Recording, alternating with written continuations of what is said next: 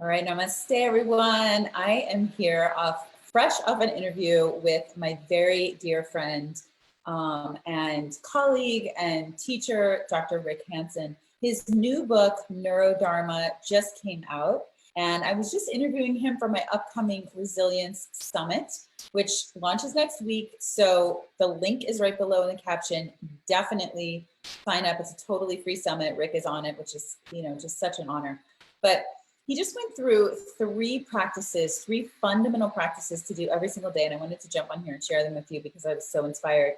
3 fundamental practices to do every day to cultivate resilience. So if you're not familiar with Rick's work, which is very similar in orientation to mine, it's the integration of perennial philosophies. For him, he comes from a Buddhist perspective. Mine is a little bit more of a yogic perspective. And he is also a psychologist, and then very, very interested in the neuroscience. So he weaves all of these in. And this simple practice, these 3 tools to use every day, really cover all that. So I wanted to drop these for you guys. So the first is to cultivate calm strength. So one of the things that Rick says is that it's really important to both reduce the negative. So reduce the negative experiences in our life, reduce the negative stimuli or triggers, negative thought loops that we get into, but also just as important is to strengthen the positive.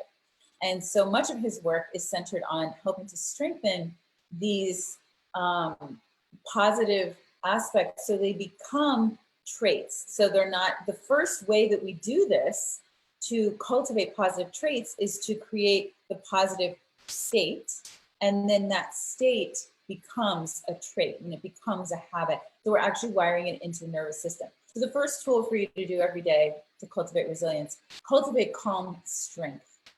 So learn how to actually feel calmer in your body. So the biggest tip, the most simple tip for you all is to, when you're breathing, focus on extending your exhale. Anytime you extend your exhale, you will be activating the parasympathetic nervous system. I've talked a lot about this, and especially in the last couple of months, but tuning in to extending your exhale. So let's just take 3 breaths together. We'll do 4 in and then 6 to 8 counts out. So inhaling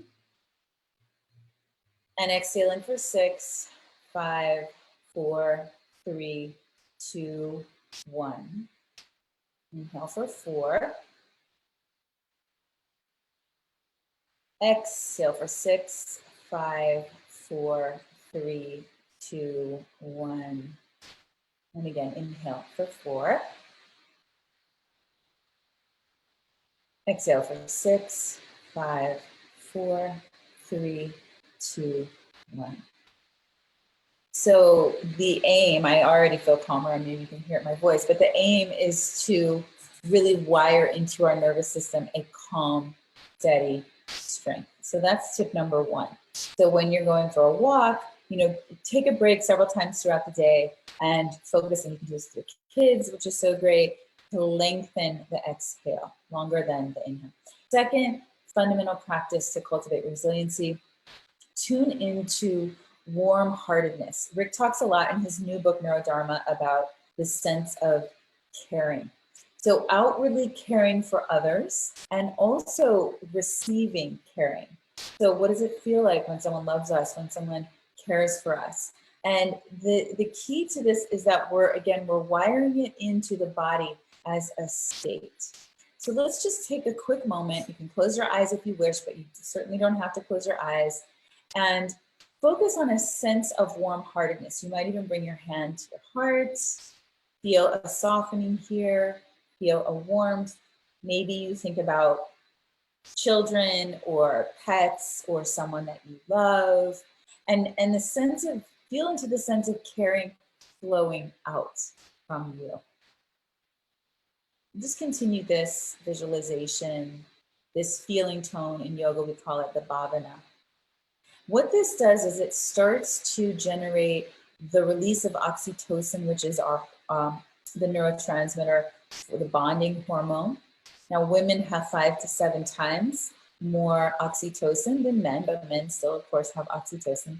So we want to activate this calming oxytocin, the sense of connectedness, the sense of belonging, calling up feelings of compassion, calling up feelings of caring, and also, again, feeling cared about yourself. So last moment here, just feel into that state, that bhavana, warm-heartedness, compassion, caring. And notice, then you can open your eyes and notice how that might have shifted your perspective. So again, the key is that we're not just activating a state, but we're building it into a trait. So it becomes hardwired into our system as a set point, as a default set point. Okay, the third practice to do every single day. Tune into a wider whole. Now, this is where we really tap into the perennial philosophies, timeless spiritual practices of the non-dual perspective of unity consciousness. We are one, connecting into a wider whole. So there are a few ways to do this. I'm going to give you 2 ways to do this. First is visually. This is very important because it starts to trigger in the mind, in the brain. So you can just take your fingers, you can extend outward, and just start to let your peripheral vision expand. How wide can you get with your peripheral vision? Can you actually see your fingers? You might even bring your fingers forward and then see how far out to the sides you can go. I'm gonna move my hair so I can even get further there. And how wide can you get with your peripheral vision until you can't quite see your fingertips anymore, and then bring them back just a little so they're right in your view. And now perceive all the way up, even though you're looking straight forward, can you perceive out to the corners of that purview, up above? What do you notice on the ceiling? Even though you're looking forward, what do you notice below you? So really widening in a real physiological sense of your view. So you're pulling focus into that wide lens view. And now imagine that in your life, how could you pull focus out to that wide lens view? Is there any situation or in a relationship or politics, or how could you increase and cultivate a more global perspective so that we actually feel the sense of self expanding out to include the whole room, the whole building, the whole neighborhood, the whole town, the whole state, the whole country, and then out and out and out and out. So our definition of who am I begins to shift. You can release that visualization, but that's a really good one to keep cultivating. Again, this is a great one to do with kids as well. And then finally, the second way to tune into a wider whole is physically. Now this, of course, is where so much of the benefit of asana practice comes in yoga, is that physically we're training this cross wiring of the brain through the both hemispheres of the brain. We're activating different aspects in the brain. We have what's called a default mode network. And that default mode network keeps us in a very self-referenced state. In other words, everything that's happening to us, we're lensing through the filter of me, mine, I, me, mine. So how's this affecting me? How do I feel about this? What am I going to do about this? So when we create this global perspective, or as Rick says, a wider whole, it helps us to expand outward and get more creative in our thinking, cultivate what's called whole brain thinking. And so one of the ways to do this is to focus simultaneously on the right and left sides of the body. So again, we can do this right now. You can feel free to close the eyes or not. And you might feel that bifurcation of the central spine, but then notice the right side and the left side. Is there a difference between? Does one side feel more energized than the other? And then how does it feel as a whole, as if you're a one-cell organism? Also notice the front of the body and the back of the body. Notice what's different about them. And then notice what's the same as you start to bring it into that whole perspective. And then finally, notice what's happening on the interior of the body. It's called interoception. Sensation on the inner body. Maybe any place you're feeling tightness or openness, maybe an old injury. And then notice what's happening on the outside of the body. So maybe it's sounds, temperature, texture, clothes on the skin, warmth of the sun on your skin, coolness. And then widen that to merge the inner and outer worlds. And now the inner and outer worlds, the right and the left worlds, the front and the back, the way your body exists in space, the way your body moves through space. And then again, you can close the eyes or just have the eyes softly open. Either way is fine. Can you expand that sense of self outward beyond the boundary of the physical body, beyond your skin? So maybe you can feel your sense of self expand out.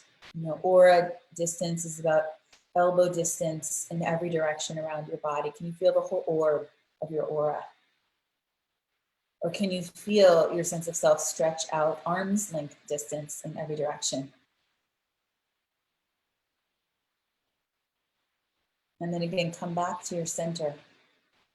Can you maintain that centered individual sense of self and also that wider whole? Simultaneously, both are true at the same time. You can open your eyes when you're ready. So again, this is going to quiet the default mode network in the brain, quiet the self-referential networks in the brain, but it activates what's called our allocentric network in the brain as we move our gaze outward, as we expand outward. So we're actually cultivating what's called holism, this holistic view of life and this holistic view of self. So those are your 3 fundamental practices, straight from Dr. Rick Hanson and his new book, Neurodharma. We have it linked below. I cannot recommend it highly enough. Please also join the Resilience Summit. It starts next Wednesday. So grateful to have him on among so many other luminaries. So your 3 practices: cultivate calm strength, tune into warm-heartedness, and tune into a wider whole. Please let me know what's helpful for you, how you all are doing out there. I'm here for you and cannot wait to see you inside the summit. So please leave any questions, comments below, and I will be answering them, tuning in, sending you all so much love. Namaste.